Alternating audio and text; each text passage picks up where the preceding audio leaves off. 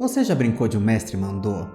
Quando criança, a gente entende o sentido da brincadeira, mas e quando a gente cresce, começa a fazer as nossas escolhas, ou a gente está em dúvida sobre o que escolher, que caminho seguir, e a família, geralmente, ou alguém muito próximo, acaba se sentindo no direito de continuar fazendo isso. O mestre mandou, e se você não faz, a pessoa se rebela, e a gente não consegue sair dessa teia.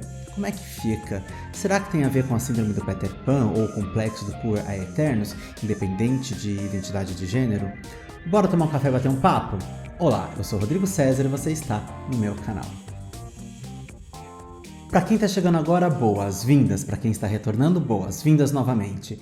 Eu sou psicólogo da abordagem da psicologia analítica, também conhecida como psicologia junguiana, porque foi fundada pelo psiquiatra suíço Carl Gustav Jung. Mas aqui no canal a gente sempre fala sobre arte, cultura e comportamento, porque também sou ator e dramaturgo. Aqui eu quero fazer uma apresentação de uma novidade para você aqui no canal.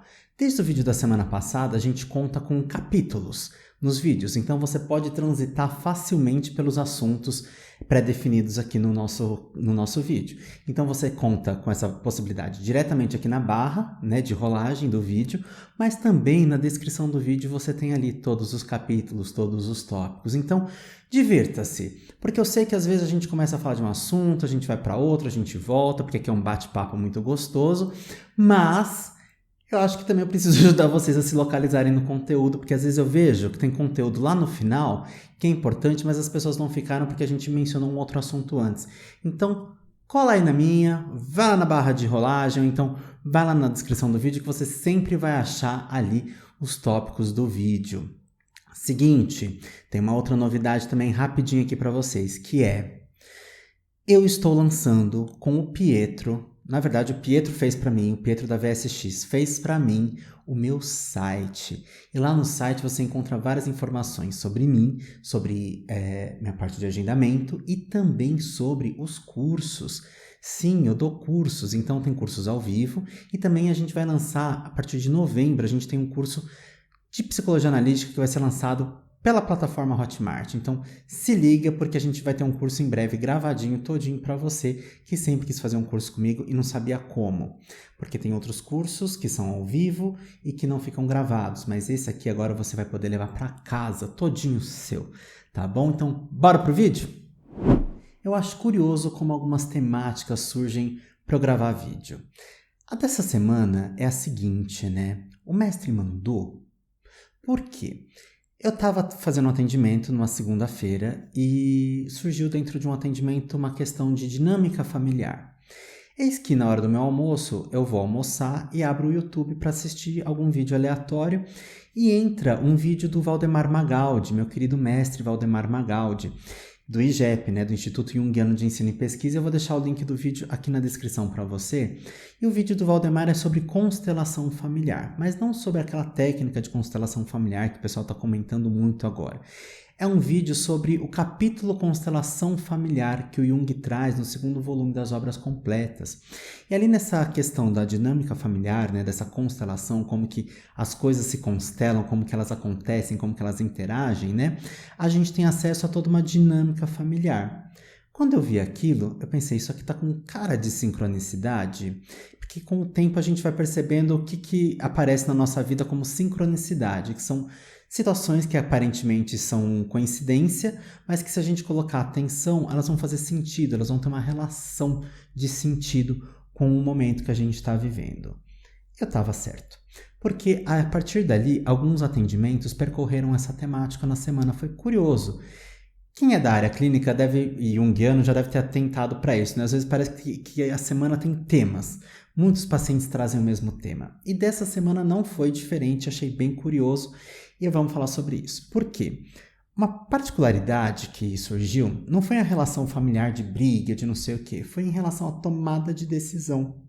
Como que a gente se liberta da família para poder escolher o que a gente quer. Seja vocacionalmente, seja amorosamente, né? Seja financeiramente, né? Como que a gente acaba, às vezes, estando dentro de uma dinâmica familiar e não conseguindo se colocar. Porque a gente acaba o quê? Tendo que responder às chantagens emocionais, a pressões psicológicas, ou até mesmo às expectativas da família. O Valdemar fala uma frase sensacional, que eu já falei aqui no canal, que eu achava que era do Jung, mas eu conversei com ele outro dia, ele falou que essa frase é dele, é a seguinte frase: vivemos a vida não vivida ou mal vivida dos nossos pais. E por pais a gente pode entender qualquer linha ascendente aí da nossa história, por quê?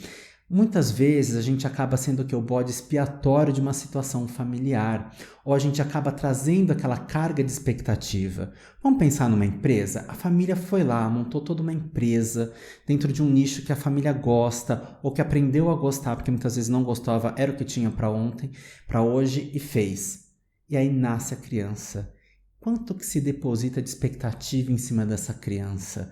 Seja por conta da empresa, de uma profissão, de uma carreira de sucesso de um membro da família, que às vezes não é o pai, a mãe, é um tio, uma tia, né? E que aí se deposita tudo em cima dessa pessoa e você acaba tesourando toda a possibilidade vocacional dessa pessoa. E ela se sente insegura.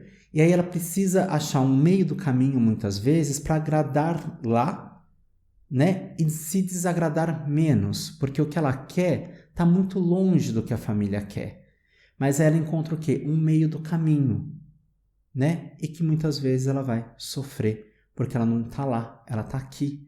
Ela precisa se encontrar aqui, naquilo que ela é, na essência dela.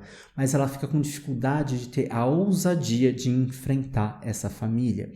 E aí eu não digo só família, porque às vezes a gente também encontra quem no meio do caminho?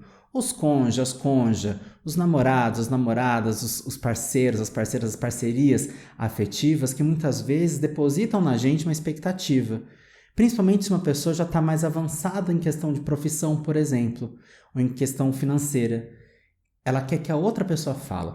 Porque eu costumo dizer assim, conselho de amigo é muito bacana, mas tem amigo que não aceita se você não segue o conselho dele, né? E isso serve para a família também. Isso é prejudicial. Porque assim, às vezes você só quer desabafar, você quer conversar, você quer uma luz ou até uma inspiração para você chegar na sua própria ideia. Mas a outra pessoa faz o que? Ela fala, você tem que fazer isso, isso, isso. E se você não fizer, se você tiver a ousadia de ter livre-arbítrio, tudo cai. Não é verdade? Quem já passou por isso sabe do que eu estou falando. Com amigo é uma coisa, agora com família, pensa morando às vezes debaixo do mesmo teto, como é difícil. Como é difícil às vezes a gente driblar tradições familiares.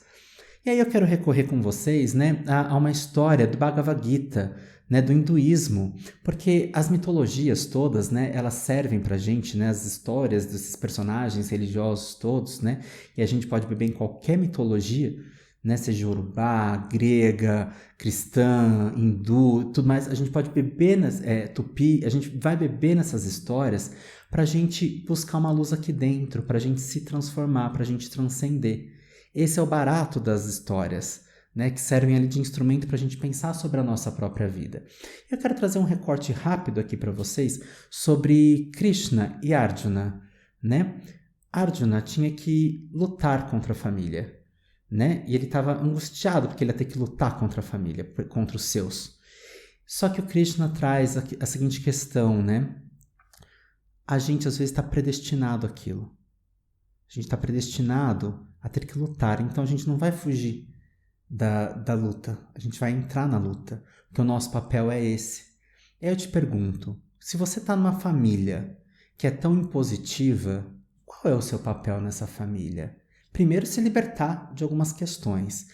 Do meu ponto de vista, eu acho que seria mais lógico, obviamente, cada um faz o que quer, não é mesmo? Aqui eu não estou mandando ninguém. Não é o mestre mandou aqui também, não. Mas, não é a gente se libertar? Não é a gente buscar o nosso caminho? Se a gente trabalha na psicologia analítica, o processo de individuação, que é a realização do nosso si mesmo, da nossa essência, a nossa essência é nossa, né? Não adianta a gente querer agradar gregos, troianos e familiares e afins. Então a gente tem que buscar a nossa essência, o que faz sentido pra gente. Só que aí o que acontece? Quando a gente tá lá na síndrome do Peter Pan, lá no Poor a Eternos, a gente fica inseguro. Então a gente quer o quê? A segurança de um modelo pronto. E esse modelo pronto não vem. Só que, quem oferece o modelo pronto? Quem tem ali na gaveta um modelo pronto, um livro de receita, de sucessos familiares, os big hits familiares? quer que você faça aquilo. E aquilo não encaixa. Manja a roupa? Se a gente herda a roupa de alguém mais velho, é isso. Às vezes não cai tão bem, né? Não serve tão bem. Eu trago uma metáfora muitas vezes em aula que é a seguinte: persona, né? E projeções e expectativas. Todos nós temos as nossas personas, os nossos papéis sociais, qual que é a nossa história, né? Mas muitas vezes as pessoas vão colocando expectativas nas nossas costas, casacos e casacos e casacos nas nossas costas, e nem tá frio. Mas esses casacos são as expectativas e as personas, os papéis que elas querem que a gente desempenhe. Só que aquilo não tem a ver com a gente. Pensa a gente morando num país tropical cheio de casaco de pele nas costas. Não dá certo, né? Já terno e gravata não dá muito certo, que dirá um monte de casaco de pelo. Que é o quê? Esse baú, né, dessas expectativas da vida não vivida ou mal vivida dos nossos pais. Tô botando na conta dos pais, mas entendo aí quem for essas pessoas que representam essa situação de poder, digamos assim, desse mestre que manda. Então, será que o nosso papel, além de descobrir o que a gente é, também não é enfrentar essa dinâmica e propor uma mudança nesse seio familiar, digamos assim? Será que não é a gente o responsável por esse agente de mudança, por ser esse agente trickster muitas vezes, né? O trickster é aquele que é o agente do caos, né? O que chuta o pau da barraca, é o cara que a princípio não tem moralidade, mas que ele começa na história dele como um animal e depois ele evolui para a forma humana porque ele começa a amadurecer. Será que a gente não precisa chutar o pau da barraca de vez em quando? Claro, com diplomacia, ética e amor e carinho, mas da mesma forma lá que o Arjuna tem que enfrentar, vão para a guerra. Né? Será que a gente, às vezes, não é responsável por fazer essa família mudar o padrão dela, mudar a dinâmica dela? Eu acho que é interessante a gente pensar nisso. Só que para isso, a gente precisa do quê? De ousadia. Eu concordo com você. Vamos pensar então no tabuleiro de xadrez? Ou no tabuleiro de dama? A gente mexe as peças, só que algumas a gente sacrifica. Né? Para a gente chegar no objetivo, a gente tem que ir lá e derrotar a outra. Só que a gente está na guerra lá do Bhagavad Gita, né? Onde ambos os lados são família. Então, se a gente pensa no tabuleiro como o outro é o opositor, né? Fica até fácil pensar em derrubar. Mas e quando essa minha peça aqui, ela está me atrapalhando? Como é que eu faço? O que eu tenho que derrubar? O que eu tenho que mudar? Né? Não é fácil, porque a gente tem um apego emocional.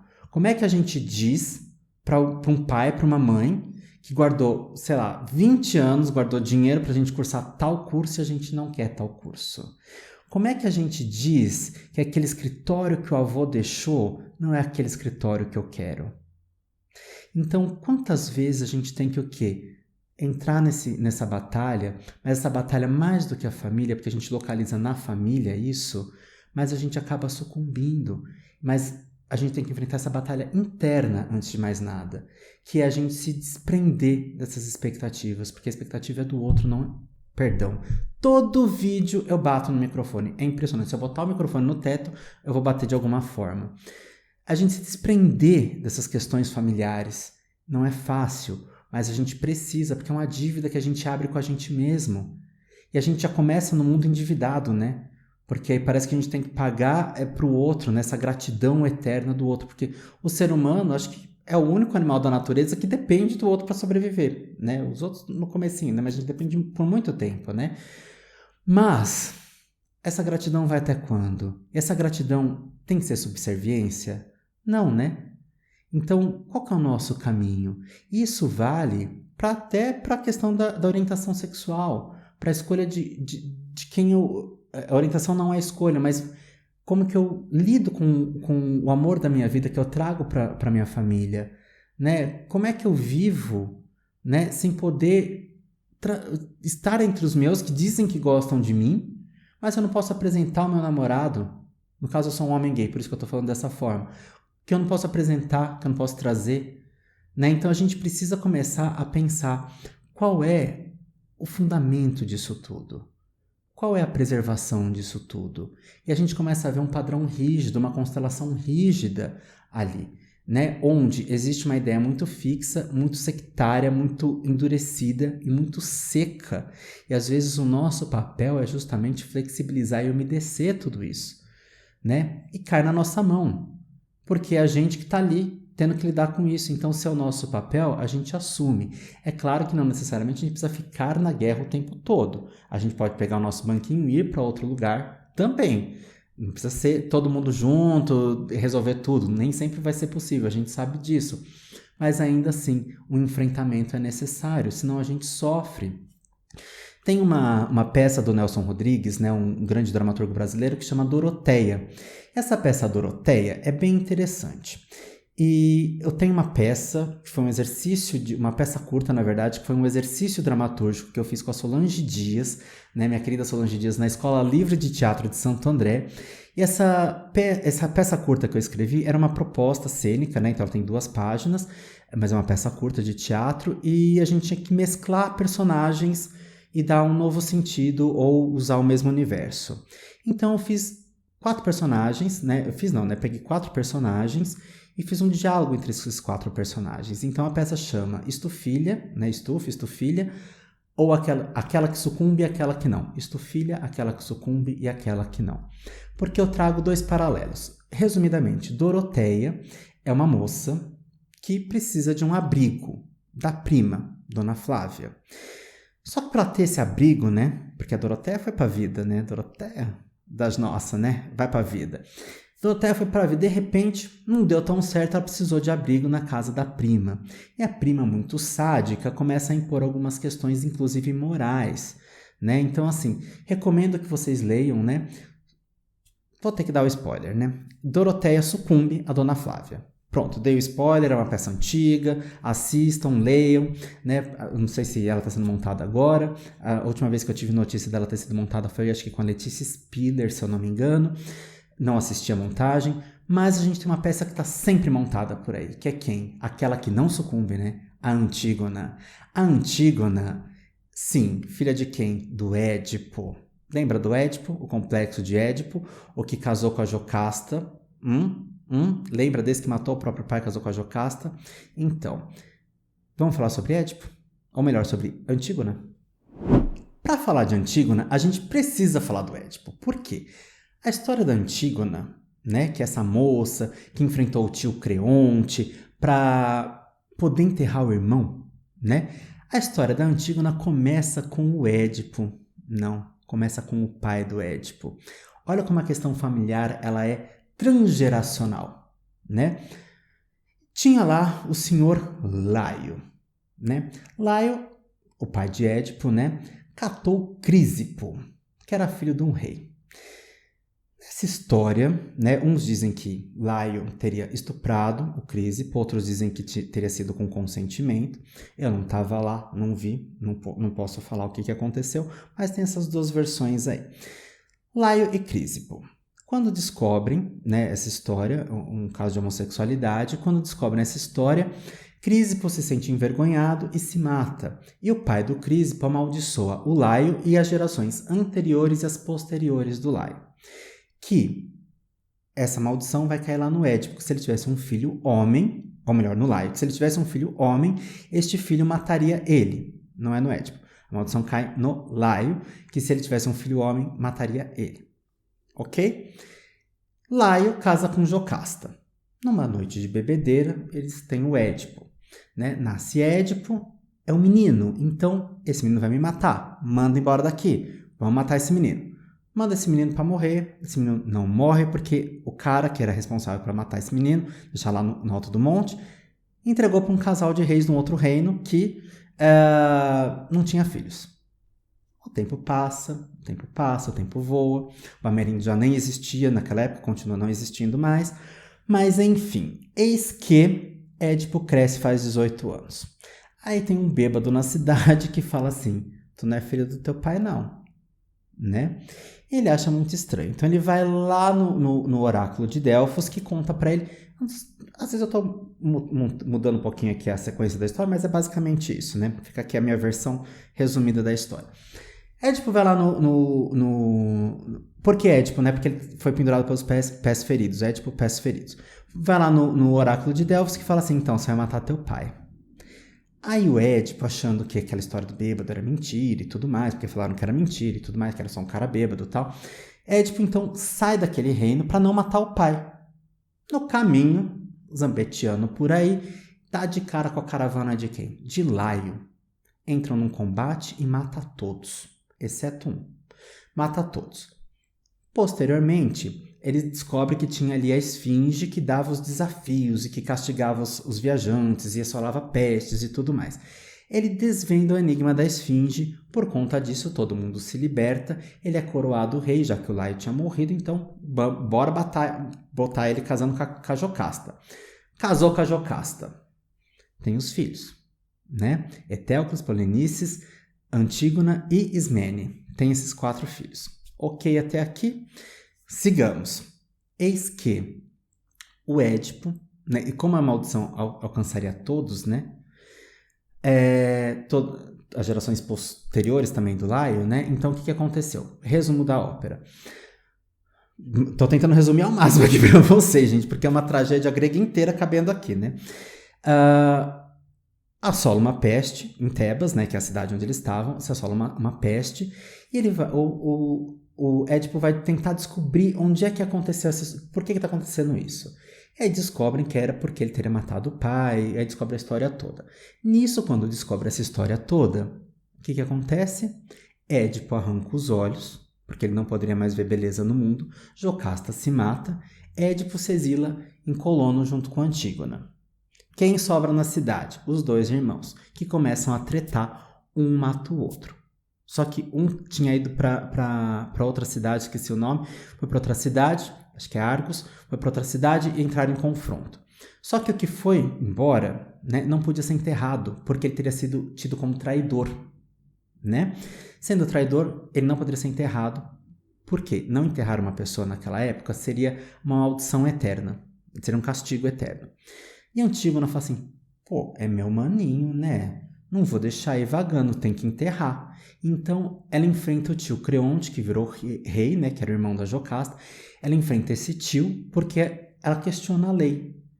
Então, a Antígona não sucumbe. Então, eu não vou dizer o final da Antígona, mas a Antígona ela não sucumbe. É um final trágico também, mas ela não sucumbe. Então, ela enfrenta. Então, é nesse sentido que eu estou buscando com vocês aqui, essa força de enfrentamento. Mencionei o Árduna e estou mencionando a querida Antígona. Eu tive a oportunidade de ver a montagem da Andréa Beltrão, de Antígona, achei sensacional. Vira e mexe, ela volta com essa montagem também, mas existem outras montagens de Antígona por aí. Se não, você pode ler a dramaturgia, uma dramaturgia rápida até de ler, mas tem bastante informação ali. Mas para saber da Antígona, você tem que entender a história do Édipo, né? Então, vamos olhar para essa questão toda. Qual que era o papel da Antígona? Ela já não estava predestinada a enfrentar tudo isso? Porque se a gente pensar, extrapolar aqui para a história, para a dramaturgia, se existe destino ou não existe destino, não sou eu que vou dizer. Mas eu estou falando que existe uma sequência, uma cascata aí de dominós, vamos dizer assim, né? Uma sequência de dominós caindo, que começa lá no Laio e vai parar na Antígona, né? Então, quem é a gente nessa história? Será que a gente não tem que despertar essa Antígona interna dentro da gente para ter esse enfrentamento? Né? Só que para isso precisa de ousadia. E a gente precisa trabalhar quem dentro da gente? A ousadia, a rebeldia. Né? Eu costumo brincar assim com alguns pacientes, eu falo, cadê a rebeldia dentro de você? Rebeldia não é ir lá pichar a parede, quebrar muro, não necessariamente, mas esse questionamento, essa questão da Antígona é muito importante, porque é um arquétipo que tem que reger a gente. Não arquétipo, né? Porque a Antígona não é arquétipo, ela é uma imagem arquetípica. Arquétipos são formas e formas universais de comportamento. E a gente sabe dos arquétipos, né, através das histórias, dos mitos, dos contos, das lendas. Então a gente sabe do arquétipo do enfrentamento pela perspectiva da Antígona. Então a Antígona é uma imagem arquetípica de uma faceta do enfrentamento, porque a gente não enfrenta só, por exemplo, a família, a gente enfrenta doenças, a gente enfrenta fila, a gente enfrenta enchentes e cada história, cada mito, cada conto diz respeito a um aspecto desse comportamento, que é verbo, né? Então, dentro do verbo a gente conjuga ele de diversas formas, né? Ou melhor, diversos contextos, né? Então a gente para e pensa assim, cada contexto é uma imagem arquetípica, é uma história. E a gente está falando dessa da Antígona, que enfrenta a família. Já que a Doroteia foi aquela que sucumbiu, né, aquela que eu acabei de falar do Nelson Rodrigues, por que a gente não se inspira na Antígona para não sucumbir? Né? Então vamos pensar nisso. Qual que é a nossa história? Qual que é a nossa responsabilidade? Qual que é a dívida que a gente abre com a gente mesmo quando a gente sucumbe? A gente vai deixar escorrer pelas mãos? é nosso, aquilo é nosso, com respeito. Por quê? Como diz a letra do Renato Russo, né, nos deram espelhos e vimos um mundo doente.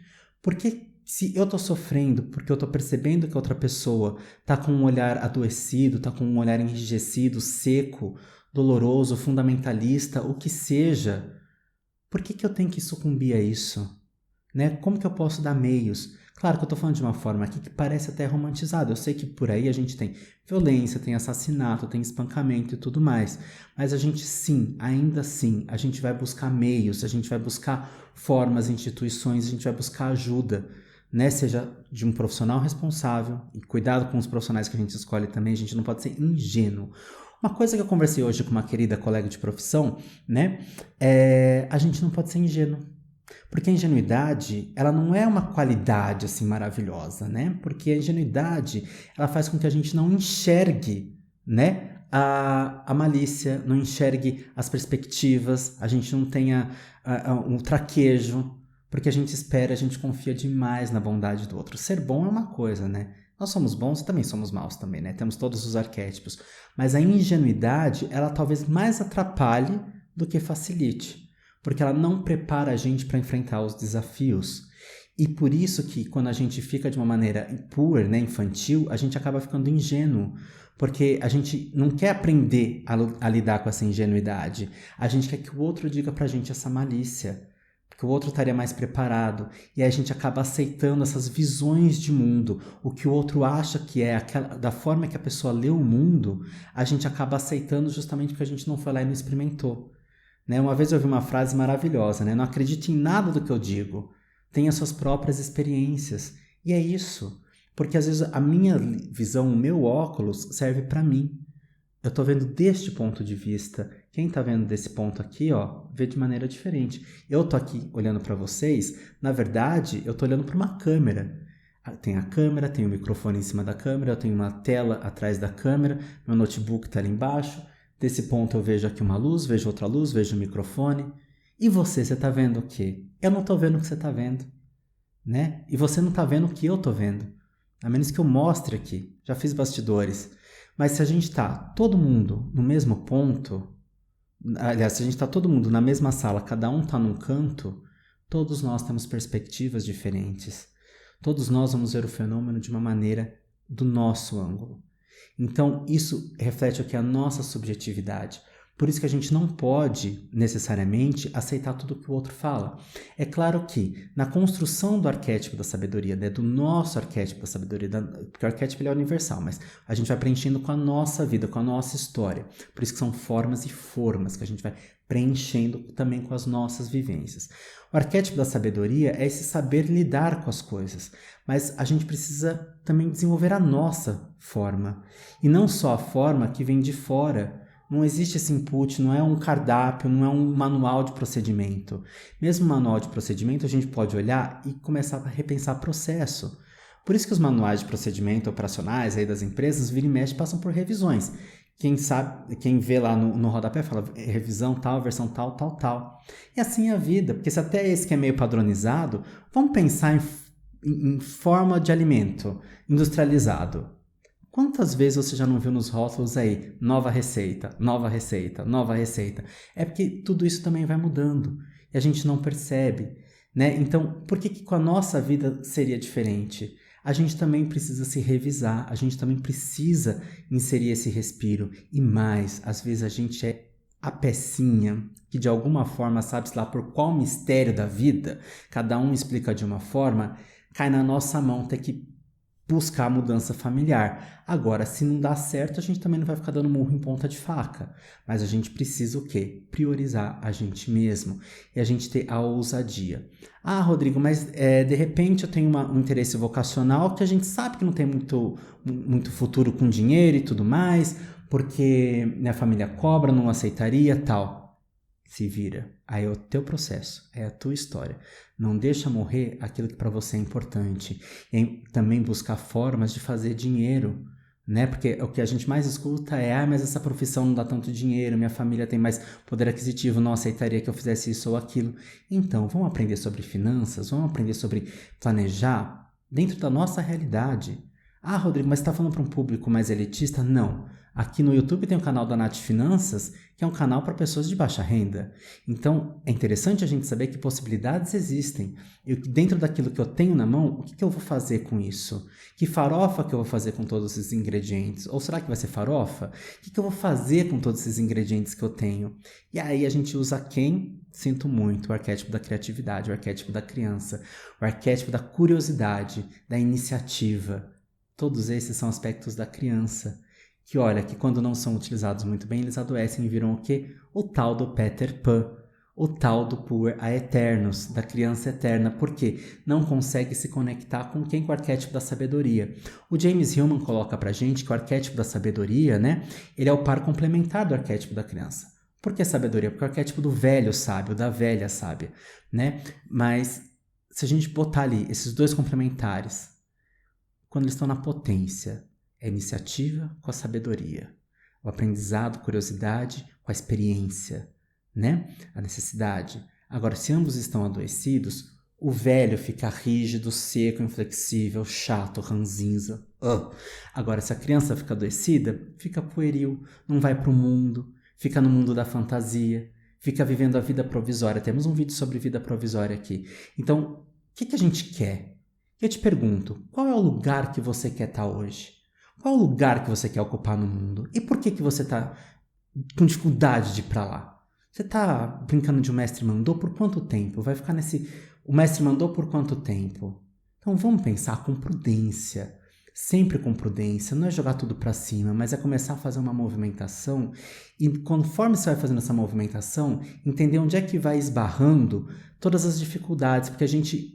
fantasia que a gente vai fazer essa movimentação, a gente começa a movimentação, a gente visualiza onde a gente quer chegar, mas a gente começa encontrando os percalços. E os percalços muitas vezes são quem? As pecinhas da pedra do tabuleiro, que a gente vai ter que o quê? Derrubar, tal qual Arjuna, tal qual Antígona, né?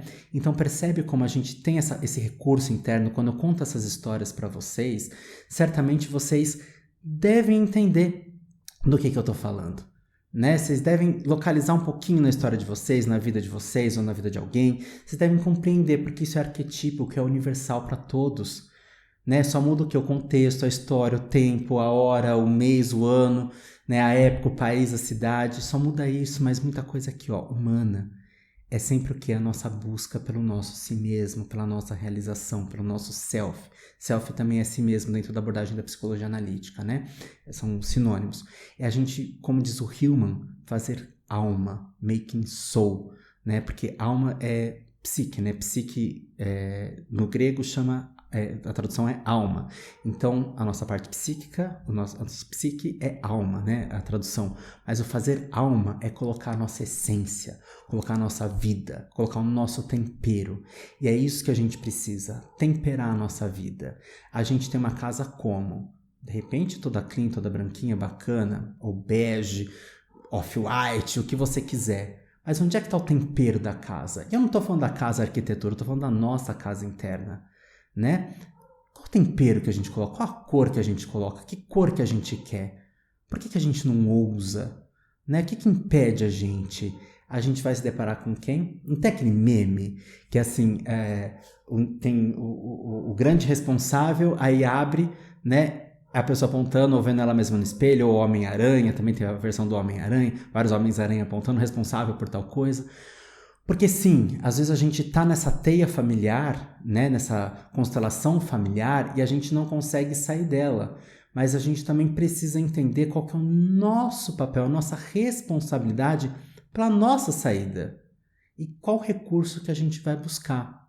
Né? Leituras ajudam, filmes ajudam, peças, terapia, uma série de coisas ajudam a gente a refletir sobre. Eu já trouxe aqui para vocês exemplos de histórias míticas, dramaturgias, né? Porque a gente pode botar também a dramaturgia dentro das imagens arquetípicas, dentro dos mitos, porque essas imagens arquetípicas, essas histórias, como eu disse, servem para a gente refletir sobre a nossa própria vida. Como que a gente vai construir a nossa sabedoria. É isso que eu trago para vocês. O que vocês acharam do vídeo? Eu continuo na busca séria para saber como que eu vou chamar vocês aqui no canal. Essa semana sugeriram algumas coisas, porque eu tava pensando, será que é alquimisters, né? Porque a gente, junguiano, a gente gosta de alquimia. Aí sugeriram... tiveram algumas sugestões, gente, me perdoem, mas acho que a que eu mais curti foi Sunshine. Porque Sunshine homenageia para as pessoas mais especiais da minha vida. E é isso que eu quero que vocês se sintam, especiais. Porque quando eu trago para vocês essas questões vocacionais, eu estou trazendo o melhor de mim, que é o meu feijão com arroz dentro do consultório, que a pessoa pode estar falando de relacionamento, mas eu sempre vou buscar também o sentido existencial. Porque se realizar, a gente chegar na nossa essência, abraça também relacionamento, abraça família, abraça tudo. Mas por quê? Porque a gente está na nossa autorrealização. De novo no microfone. A gente está na nossa autorrealização.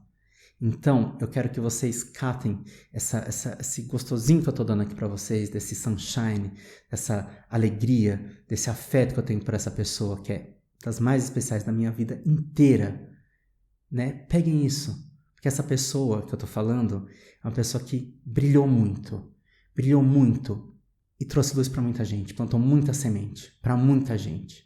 Um dia ainda vou falar sobre luto nesse canal. Não agora, porque eu tô enlutado, mas esse sunshine, ele trouxe sementes para muitas pessoas. E é isso que eu quero trazer para vocês aqui. Então, por isso que eu acho que sunshine, essa imagem que eu tô trazendo para vocês, esse poder que eu tô trazendo para vocês. Nossa, parece ocultista, né? Não é isso que eu tô fazendo. Esse empoderamento que eu quero trazer para vocês garrarem a própria vida. Aqui não é coisa de tô dando coisa não, tá? Pelo amor de Deus, não é isso, não me encarem dessa forma não. Me ferrei. Mas eu vou manter isso aqui no vídeo, porque enfim, tô gravando aqui. Mas quero que vocês pensem no seguinte. Cata essa força e desperta ela dentro de você, porque ela existe. Temos todos os arquétipos, então você também tem essa força de agarrar aquilo que é teu. Só precisa descobrir como. E é possível. Isso eu garanto.